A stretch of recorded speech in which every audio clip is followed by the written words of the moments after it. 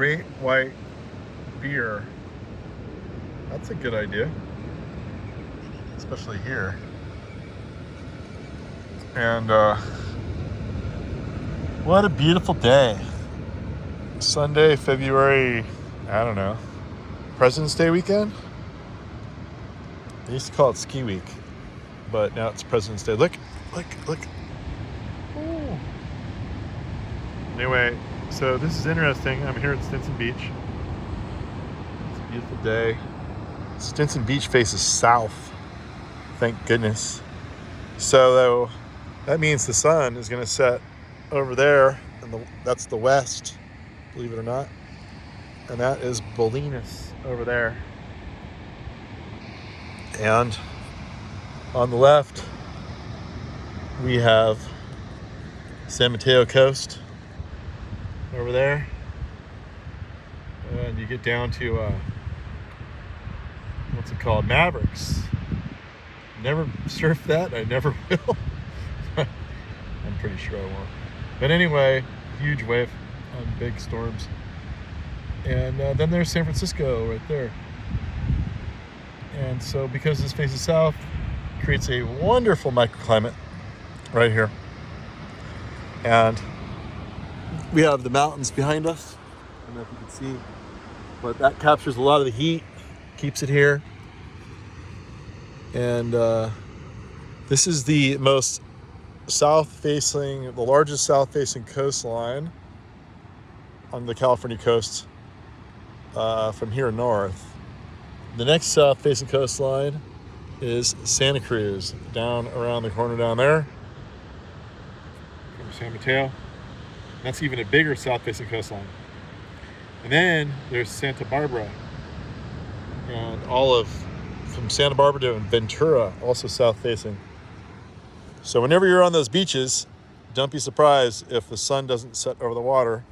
It sets over the land parallel to the beach, and that's why. But predominantly, most coast in California faces west. That's why it's so confusing to some. And what's interesting right now, look, see that wave? How it's breaking? It's a nice left over there. So I've never seen this beach, and I've seen this beach for many, many years. Never seen it with such an interesting array of sandbars. I guess it was from those massive storms we had. But look, the water cut. Look how far the water cut into there. I've never seen that. Usually it's a straight line beach all the way down. And you can see these sandbars that have occurred. This is really good for skimboarding. I don't see anybody out here in skimboard. Skimboard is a really thin board, real smooth. Throw it down on that film of water, and you run and you jump on it, and your momentum carries you. And I've done that before. I haven't done it in a long time, but it's also really easy to just fall around on your butt. But with these sandbars, every now and then, the waves usually just break all at once here on this beach. You can't really surf it, or you can, but you don't get a long ride. But with these sandbars, it's really interesting. Well, too late. It's really interesting because they might offer opportunities, depending upon the tide, to have the waves break with a nice shoulder. You can see that all the way down here. It looks like the ocean, the coast, the beach is fairly uniform, meaning there's no big cutouts. But here, right here, there's a massive cutout. You can't really see the depth of it, but it's there. And then there's another one right there. And then there's a huge one down there. And I've seen this place get really good waves, like every 10 years, because of these sandbars. See how those waves are breaking out there?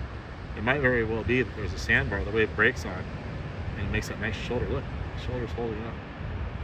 So it could be a very rare time to surf Stinson Beach proper and take advantage of it before this sand gets reformed. And Stinson Beach, not to be confused with the Bolinas Lagoon mouth, which is way down there. Pretty popular surf spot. It really doesn't excite me much. It's kind of a long board wave.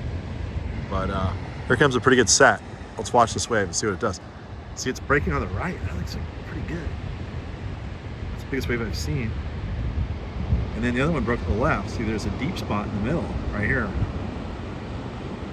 Might not be deep enough to really hold a big wave on it. Anyway, that's pretty much it. South-facing coastlines are always really nice for heat capture. Also the storms, or the prevailing summer winds, they come from the west. And when they come from the west, that's an extreme close-up. When they come from the west, they wreak havoc on plants that are exposed on the beach. But if your beach faces south, usually the winds have broken up a bit by the time they get to you because they've gone over land first. So the south-facing beaches will have a lot better quality foliage on plants without being completely windswept than the west-facing beaches. So that's something else to think about. Another south-facing beach is Avila. That's above Santa Barbara. So it goes Stinson Beach. Actually, first it's Shelter Cove. That's a south-facing. And they get bigger as they go. Well, Avila is not as large as the Santa Cruz south-facing. But basically, there's Shelter Cove up north. That faces south. A really good climate because of it. Stinson Beach right here faces south.